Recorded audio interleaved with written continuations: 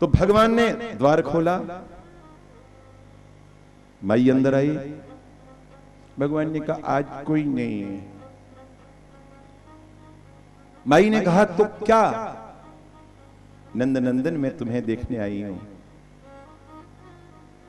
भगवान ऐसे खड़े हो गए, कहा कि देखो, देख लो। ऐसे खड़े हैं भगवान। कहां? पंढरपुर में। पंढरपुर में भगवान ऐसे खड़े हैं। रुक्मिणी माता बगल में खड़ी हैं, ऐसे खड़े। क्यों? भक्त को दर्शन देने के लिए गए तो भक्त ने नोटिस नहीं लिया उनका। भक्त भगवान के ध्यान में तल्लीन था। भगवान ने कहा भाई मैं एक ईंट दे दी, इस पर बैठो। अब ईंट पर भगवान बैठे कैसे? तो खड़े हो गए। भगवान का नाम पहले तो हुआ इट्ठल और बाद में हो गया विट्ठल। कमर पर हाथ रखे भगवान खड़े हैं, खड़े हैं कि भक्तराज को कब फुर्सत मिलेगी और कब मुझे एंट्री मिलेगी और कब मेरे साथ इंटरव्यू होगा। तो भगवान ने कहा देखो,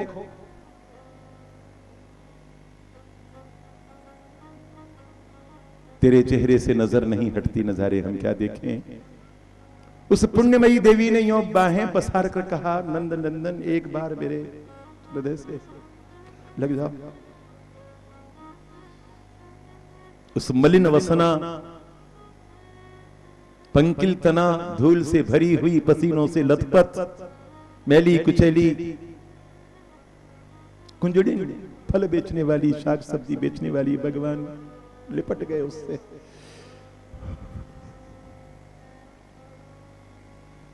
आजकल अखबारों में बड़ी अच्छी अच्छी बातें आई हैं। मित्र का हृदय से लगाकर आलिंगन करने से बीपी नॉर्मल होता है, शरीर में आनंद का संचार होता है। भगवान का आलिंगन करने का सौभाग्य मिल जाए तो फिर क्या होता होगा। जन्म जन्मांतर के पुण्य संचित हुए, तब भी जो सौभाग्य मुनियों को, महर्षियों को नहीं मिलता, वो उस पवित्र हृदय मालिन को मिला। भगवान ने कहा ठहरो, हम तुमको देते हैं। माई ने कहा जो तुमने मुझे दिया उससे ज्यादा क्या दोगे। लेकिन भगवान मैया के समान टोकरा भरना चाहते हैं, तो अंदर जाते, बासमती चावल की अंजलि भरते और फिर लाकर टोकरी में डालते। वहां से वहां तक लकीर तो खींच जाती, लेकिन जब तक टोकरे पास आते तब तक 5-10 दाने ऐसे झाड़ते, फिर शर्माते। कहा कि हम फिर लाते हैं। 5-7 बार ये रन बनाए भगवान ने, विदाउट बॉलिंग, विदाउट बैटिंग। लेकिन ये समझ में नहीं आया बाप जी को कि कोई बड़ा पात्र ले लो बाबा, उसमें भर करके ले जाओ ना। वैसे ही 150 दाने जो हैं, बस बस बस नंदन नंदन इतना ही बहुत है। एक बार फिर आंसू बहाती हुई गदगद हृदय से टोकरे को सिर पर रखकर उसने आकर अपने पर्ण कुटीर में टोकरा जब नीचे रखा तो चकित रह गई। टोकरा मणियों से, मुक्तावलियों से, रत्नों से भरा हुआ था। बलराम ने कहा वो जो आती है ना, वो है तेरी मां। तो उसका बेटा है, काली कलूटी बैंगन लूटी आती है ना, उसका बेटा है तू। देख वो काली, तू काला। और फिर बता क्यों रोती है। एक बात बता, क्यों रोती है। तेरे को ऐसे फाड़ खाऊं आंखों से क्यों देखती है, जैसे पी जाएगी। तेरा उसका क्या रिश्ता है। भगवान को जम गया। तो कहा कि फिर मैं यहां क्यों। कहा कि वो भी पूछो, हम बताएंगे। हम आखिर सीनियर हैं, हम बताएंगे, जरूर बताएंगे। अरे बाबा तुमको खरीद लिया था, बहुत गरीब थी, उसको पैसों की जरूरत थी। उसने मैया से कहा, मैया को दया आई, मैया ने खरीद लिया, उसने बेच दिया। कितने रुपए में बेचा। रुपए नहीं ना बाबा, 2 मटकी घी देकर के खरीद लिया।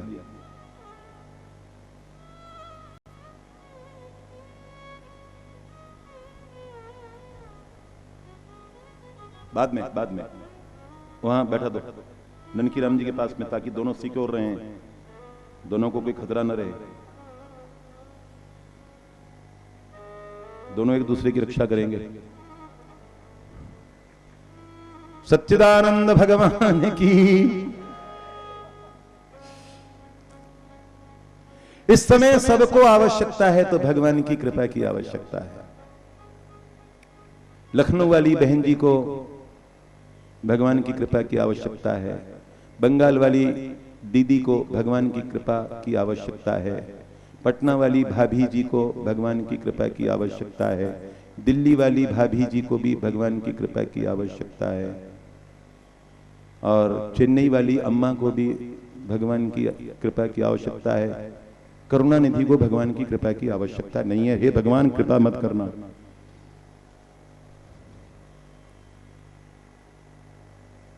भगवान भगवान भगवान भगवान।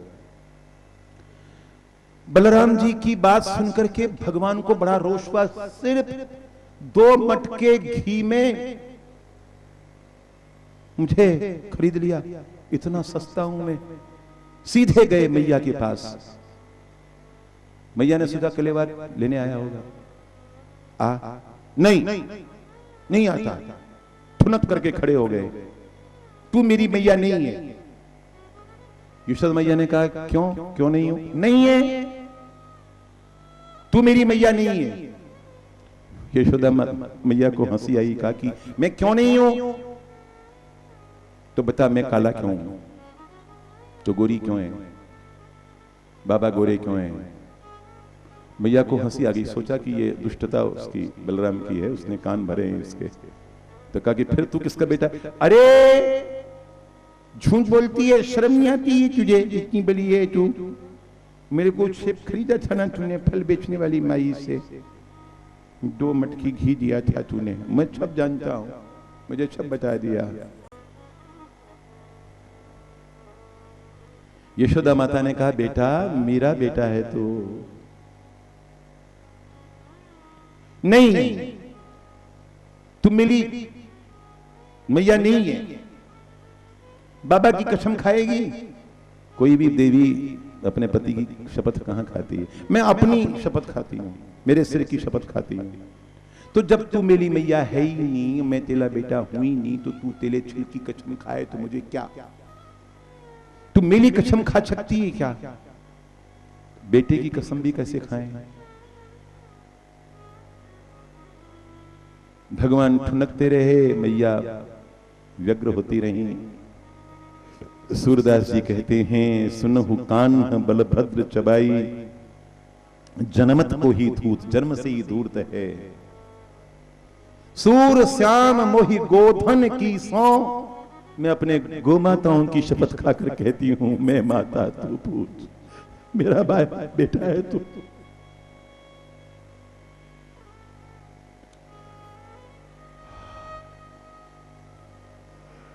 तुरंत लिपट गए भगवान मैया से, चूमने लगे, पुचकारने लगे, तू मेरी मैया है ना, मैं तेरा बेटा हूं ना। भगवान को भय लगता है जैसे वो अनाथ हो जाएंगे।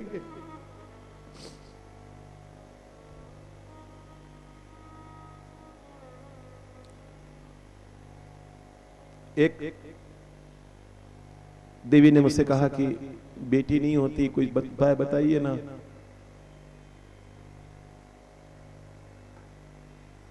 ऐसी देवियां प्रणाम करने के योग्य हैं।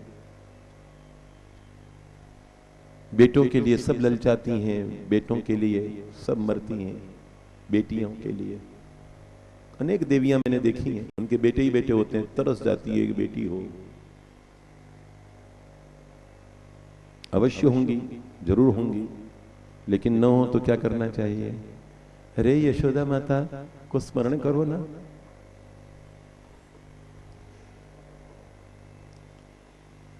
किसी निराश्रिता नन्ही मुन्नी को गोद लो ना।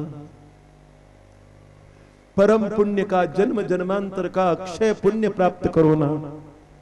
उसको पालो ना, उसको यशोदा माता जैसा प्यार दो ना।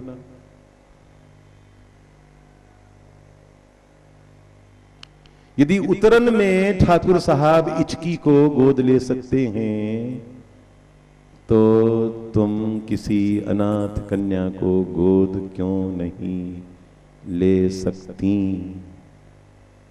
ये काम करो, फिर देखो कितना संतोष मिलता है, कितना सुख मिलता है। लेकिन जो अपनी कोख से, अपनी बहुओं की कोख से बेटियां चाहती हैं, भगवान उनकी इच्छा अवश्य पूरी करेंगे, चिंता करने की जरूरत नहीं। लेकिन कोख को इतना महत्व मत दो, क्योंकि यशोदा माता ने भगवान को कोख से नहीं जाया, फिर भी मैया ने, भोली भाली मैया ने गो माताओं की शपथ खाई, उसको मालूम ही नहीं। मालूम होता तो वो मां कहलाने की अधिकारिणी थी या नहीं थी? कौन अधिकारिणी है? आधी रात को किसी हिंदू को कोई जगा करके 2 बजे पूछे कि बोलो कृष्ण भगवान की मां कौन है, तो क्या मुंह से निकलेगा? देवकी? नहीं। केरल का हिंदू हो, चाहे कश्मीर का हिंदू हो, आंध्र का हो, उड़ीसा का हो, झारखंड का हो, बिहार का हो, एक ही जवाब मिलेगा, यशोदा मैया। जन्म देने वाली मादा है, प्यार लुटाने वाली माता है। द और त का फर्क है भैया, इसको समझिए। ऐसे भगवान को नया शौक, हमारे शास्त्री जी का गाना, छोटे छोटे गैया, छोटे छोटे ग्वाल बिल्कुल छोटे थे, लेकिन गैयाएं छोटी नहीं थी। भगवान ने कहा कि मैं गाय चरावन जइयो। अब भगवान के हट की रक्षा के लिए क्या किया गया? तय किया समझदार सखाओं ने, यानी नंद बाबा के सखाओं ने कहा कि अंततोगत्वा इसको कोई इंजीनियरिंग करनी नहीं है, कोई हॉस्पिटल खोलना नहीं है, गोमाताओं की सेवा करनी है ना, तो इसको आदत डालो, बछड़ियों के साथ जाने दो, बछड़ों के साथ जाने दो। स्वीकृति मिली। शुभ मुहूर्त में भगवान ने वत्स चारण प्रारंभ किया और भगवान की लीलाओं का एक नया मनोहर अध्याय खुल गया। यमुना के भाग्य खुल गए। यमुना के पुलिनों पर भगवान की लीलाएं, दिव्य लीलाएं होने लगी। साथ साथ में असुरों का संहार। भगवान ने एक और कार्य किया, अपने हाथों से कोमल बांस के वृक्ष को काटकर, पोला करके, उसमें छिद्र बना करके बांसुरी अपने होठों पर रखी और 10 दिशाओं में, ब्रह्मांड में सर्वत्र रस भर दिया। गौ माताएं चरना छोड़ करके भगवान की ओर टकटकी लगाकर देखती रहती। वनों से मृग दौड़े दौड़े चले आते, शशक, सर्प, पक्षी और स्वर्ग के देवता अदृश्य होकर के इस आनंद का, इस अमृत का आस्वादन करते थे। साथ साथ में असुर संहार का कार्य, अघासुर का उद्धार किया, बकासुर का उद्धार किया, वत्सासुर का उद्धार किया, धेनुकासुर का उद्धार किया, बलराम जी ने प्रलंबासुर का उद्धार किया। कंस को सूचना मिलती गई, कलेजे पर सांप लौटते गए, हाथ मलता गया, सिर पीटता गया। भगवान ने कमाल कर दिया। भगवान ने काली का उद्धार किया, काली का उद्धार किया। पूरा का पूरा यमुना का जल विषाक्त हो गया था, जिसके निवास के कारण, और इस पूरे क्षेत्र में गोमाताएं अगर मुंह डालती तो बेहोश हो जाती थी जल में। जानबूझकर भगवान ने अपनी क्रीड़ा की कंदुक, गेंद जल में फेंकी और उस गेंद के बहाने भगवान यमुना में कूद पड़े। सारा ब्रजमंडल किनारे पर एकत्र हो गया। अतल जल में बनी कंदरा में सो रहा था काली। भगवान ने ठोकर मारी, चारों ओर से भगवान को जकड़ा। भगवान ने अपने शरीर को बढ़ाना प्रारंभ किया। स्थान स्थान से काली की त्वचा छिल गई। पीड़ा से बिलबिला उठा, बंधन ढीले किए, भगवान यमुना की जलधारा के स्तर पर प्रकट हुए। पीछे पीछे काली फुंकार करता हुआ भगवान उछलकर उसके फणों पर चढ़े, आनंद से नृत्य करने लगे। नागपत्नियों ने भगवान की वंदना की, प्रभु हमारे पति के अपराध को क्षमा कर दीजिए।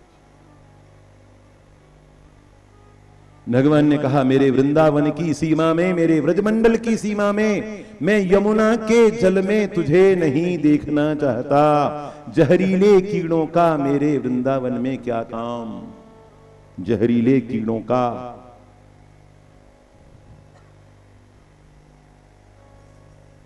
भगवान ने 7 वर्ष की अवस्था में यमुना माता को निर्मल कर दिया। काली ने कहा, मैं जहां जाऊंगा गरुड़ जी कलेवा कर लेंगे मेरा। भगवान ने कहा, तेरे शीर्ष पर, तेरे फणों पर मेरे चरण अंकित हैं, संसार का कोई वैष्णव तेरा अनिष्ट नहीं कर सकता, जाओ भागो यहां से। मुक्त हो गया ब्रजधाम, ब्रजमंडल सांपों से मुक्त हो गया। बिलों में रहने वाले और धरती पर रेंगने वाले सांपों का इलाज है, लेकिन आस्तीन के सांपों का क्या इलाज है?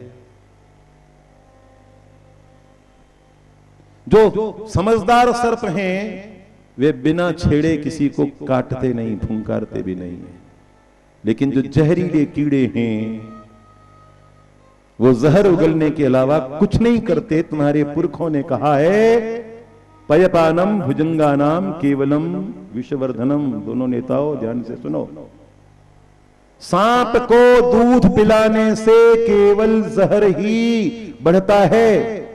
कोई भी पिलाए, लेफ्ट पिलाए, राइट पिलाए, अगल वाला पिलाए, बगल वाला पिलाए, सांप ससर पेच गृहे वासो मृत्यु रेव न संशय। और सांप के साथ यदि घर में रहोगे तो निश्चित रूप में मृत्यु से बच नहीं सकते। इसलिए सांपों की नर्सरी, उनका प्लांटेशन, उनकी खेती करना बंद कर दो। कभी स्टेशन पर सांप पकड़ा जाता है, कभी हवाई अड्डे पर सांप पकड़ा जाता है, कभी शॉपिंग सेंटर में सांप पकड़ा जाता है, कभी बोलो या इलाही ये माजरा क्या है, आखिर इस मर्ज की दवा क्या है। एक ही दवा है, कुचलो, कुचल दो। कानून अगर काफी नहीं है तो कानून बनाओ, देवताओं बनाओ ना, बनाओ ना, सारे के सारे मिलकर के इस बारे में बात करो ना। भत्तों के बारे में बात करते हो ना, अपने भत्ते, अपने अलाउंस। एक दिन में 5 मिनट में पारित हो जाता है बिल। इस मामले में जैसे सहमति तुरंत होती है, आमराय तुरंत होती है, उस तरह से भारत माता को सांपों से मुक्त करने के लिए आज नहीं तो कल, कल नहीं तो परसों सहमति बनानी ही पड़ेगी। इसके अलावा कोई रास्ता, बोलो रे छत्तीसगढ़ियाओ, जोर से बोलो, इनको दोनों को अच्छी तरह सुनाओ, नहीं है कोई रास्ता नहीं। बड़े प्यारे लोग हैं दोनों, नहीं होते तो मेरे पास क्यों आते? और लोग नहीं है जाने के लिए, जहां रस बरसता है, यहाँ ऐसी बातें सुनने के लिए आए हैं तो प्यारे लोग हैं, मेरे मुझे प्यार करते हैं इसलिए आए। या तो ब्राह्मण भी मुख से उत्पन्न हुए हैं और मुखात अग्नि रजायत, आग भी भगवान के मुख से प्रकट हुई है। इसलिए ब्राह्मण को अग्नि के समान तेजस्वी होना चाहिए, हाँ में हाँ मिलाने वाला नहीं होना चाहिए, चापलूस नहीं होना चाहिए। दोनों अग्नि से उत्पन्न हुए हैं। और अब इसका अंतिम चरण भी तो सुनो, शूद्राम पद्भ्याम शूद्रो अजायत, भगवान के चरण कमलों से शूद्रों की उत्पत्ति हुई है। पूजा किसकी करते हो? चरणों की करते हो ना। चरणामृत लेते हो या मस्तकामृत लेते हो? कि गुरुजी महाराज आप आए, बहुत अच्छा लगा, जरा अपना सिर नीचा कीजिए। मैंने कहा क्यों? कहा कि आपकी खोपड़ी का जल। बोलो, किसकी पूजा करते हो? चरणों की। किसकी का जल लेते हो? एक देवी आई सवेरे, खड़ाऊ लेकर आई, छोटी सी। खड़ाऊ मेरे पैर में आने लायक नहीं है। कहा कि पहन लीजिए। मैं समझ गया। मैंने कहा एग्जीबिशन में रख, नहीं पूजा घर में रख लूंगी। मैंने कहा ठीक है, लो ले जाओ। आज तक कोई देवी नहीं आई कि अपनी टोपी दे दीजिए, अपने सिर का एक बाल काट करके दे दीजिए मुझे। अगर ऐसे सिर नोचने वाली देवियां आती तो मैं तो गंजा हो जाता। तो पूजा किसकी होती है? चरणों की। भगवान के चरणों से कौन निकला है? शूद्र निकला है। और भगवान के चरणों से कौन निकली है? जही चरणन ते निकसी सुरसरी, शंकर जटा समाई, जटा शंकरी नाम पर्यो है त्रिभुवन तारणधाई। तीनों लोकों को तारने वाली भगवती गंगा भगवान के चरणों से निकली है। अगर गंगा गंदी है तो शूद्र भी गंदे हैं। और गंगा यदि सिर पर चढ़ाने योग्य है तो दलितों का भी आदर सम्मान करके उनको यथोचित दर्जा दो, अन्यथा पैर कट गए तो पड़े रहोगे खटिया में, कोई मक्खी भी उड़ाने वाला नहीं मिलेगा। भगवान की ये सारी लीलाएं एक के बाद एक। तो बौखला गया। कौन बौखला था? कंस। और उसने फिर वसुदेव जी को और देवकी जी को फिर कारागार में डाल दिया। अब समझ में आया? बीच में एक छोटा सा कमर्शियल ब्रेक आया था जिसमें उनको राजभवन में वापस लौटा दिया था। उसके बाद जो जो जो जहरीले होते हैं वो अंततो गत्वा वही होते हैं। नीमन मीठा होत सींचो गुड़ अरु घीव से, जाको पर्यो स्वभाव जाएगो जीव से। कितना भी पुचकारो और कितना भी जिन्ना की स्तुति करो, जहर की पोटलियां ही रहेंगी। उनका हृदय परिवर्तन कभी होने वाला। बोलो, ठीक है? तो फिर कारागार में डाल दिया। भगवान की लीला भगवान समेटना चाहते थे। भगवान ने सबकी अभिलाषाओं को पूर्ण करने के लिए रास क्रीड़ा की। भगवान ने गोवर्धन धारण किया। चारों ओर तैयारियां हो रही थी इंद्र यज्ञ की। भगवान ने बुलाकर कहा, बाबा ये सब क्या कर रहे हो? हर साल क्यों करते हो? नंद बाबा ने कहा कि इंद्र की पूजा करते हैं ताकि इंद्र हमको डुबाए नहीं। भगवान ने कहा ये लॉजिक का प्रश्न है, पूजा का मामला नहीं है। इंद्र का काम है पानी बरसाना, और उधर का इलाका ऊंचा है, इधर का इलाका नीचा है। इसे सारा पानी यहां भर जाता है, इसमें इंद्र क्या करे? इससे इंद्र की पूजा करने की क्या जरूरत है? नंद बाबा ने कहा किसकी पूजा करें? भगवान ने कहा गोवर्धन की पूजा करनी चाहिए। जो हमारी गायों का वर्धन करे उसकी पूजा करो। वो कहां है? कहा कि आ जाएगा। तो भगवान ने अपनी उंगली पर गोवर्धन उठा लिया। कैसे उठाया बताऊं? भगवान की छोटी सी उंगली, उस पर इतना बड़ा गोवर्धन कैसे उठा? अब बड़ा बड़ा नहीं है, लंबा है। गोवर्धन जो है गिरिराज गोवर्धन, वो चौड़े नहीं है, फैले हुए नहीं है, वो लंबे हैं। जैसे दीवार होती है, जैसे तटबंध होता है। दर्शन किए हैं ना? और इस छोर से उस छोर तक जाने में राजस्थान रोडवेज की बस को केवल 2.5 मिनट लगते हैं। तो क्या किया भगवान ने? भगवान ने कहा ऊपर के इलाकों के पानी को नीचे आने से रोको, तटबंध बनाओ, दूर की दूर यमुना में चला जाए। तो भगवान के आदेश पर सहस्रों ग्वाल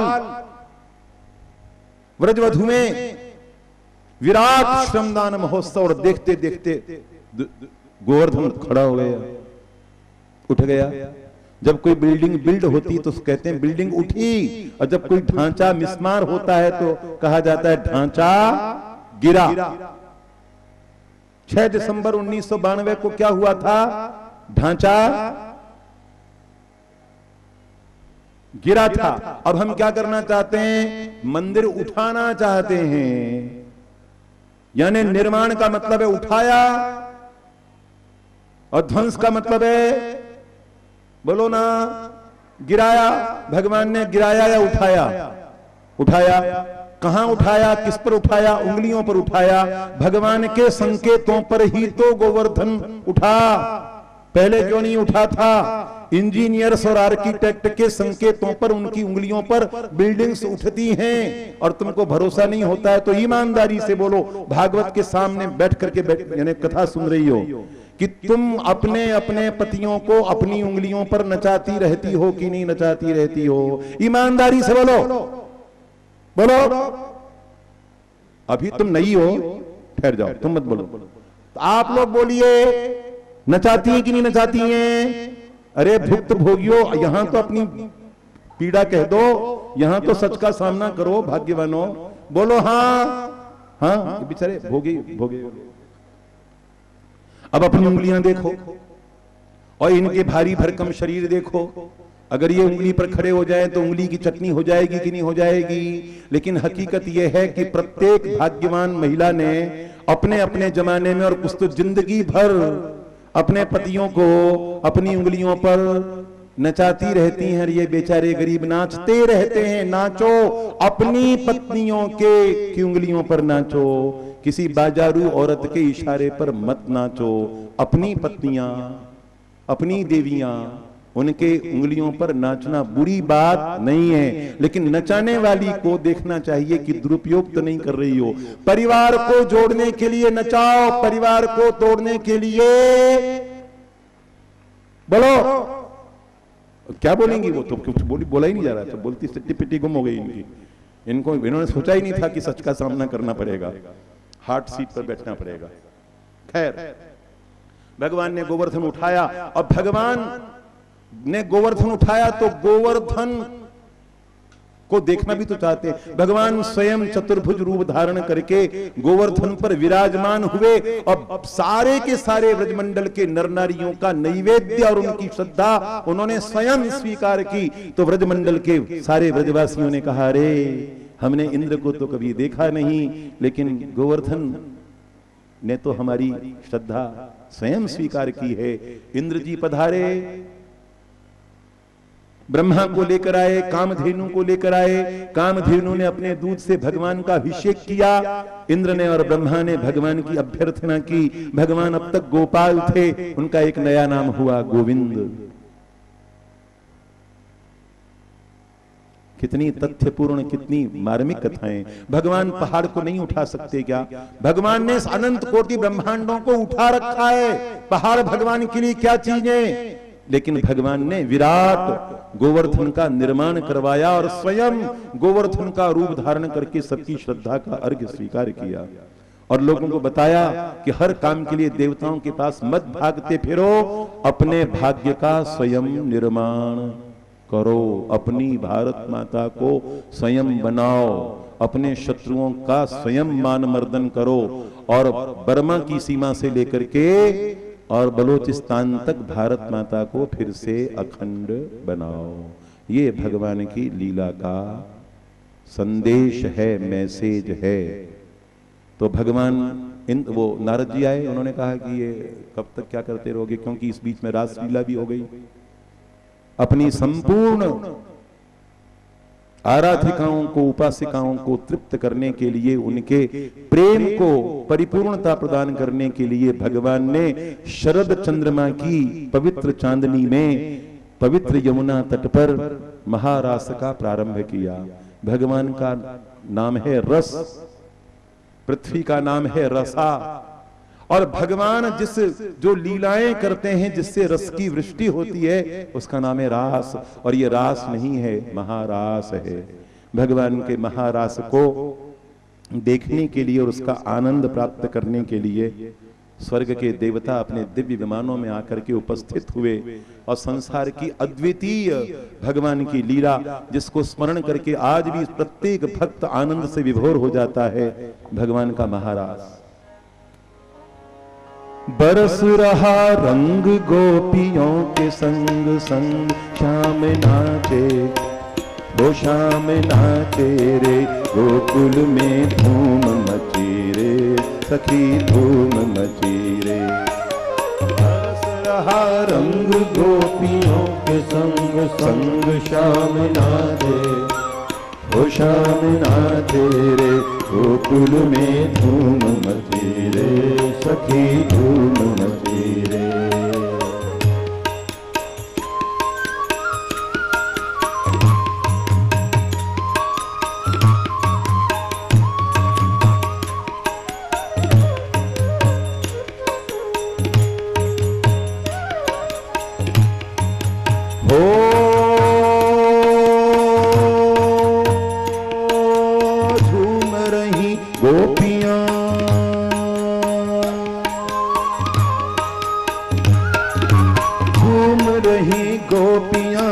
मुरली की तान पे वार दिया तन मन मोहन की मुस्कान पे वार दिया तन मन मोहन की मुस्कान पे।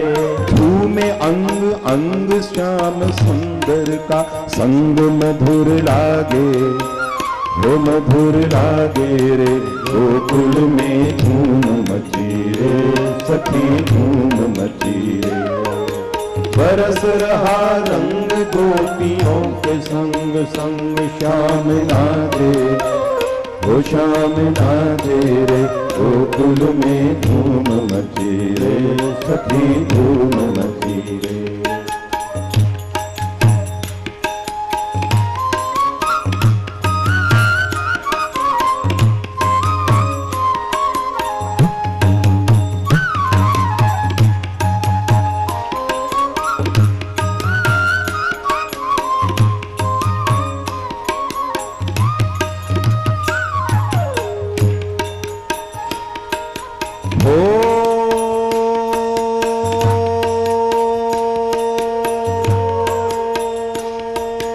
प्रभु का मुख चंद्रमा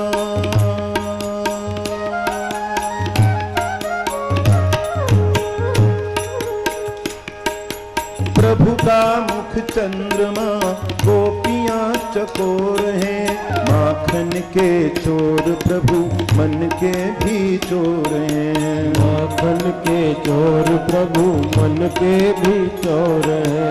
माखन के चोर प्रभु मन के भी चोर हैं। तन में तरंग लेके मन में उमंग बंसी बाजे ओ बंसी बाजे रे गोकुल में धूम मची रे सखी धूम मची रे। बरस रहा रंग गोपियों के संग संग श्याम नाचे ओ श्याम नाचे रे गोकुल में धूम मची रे सखी धूम मची रे।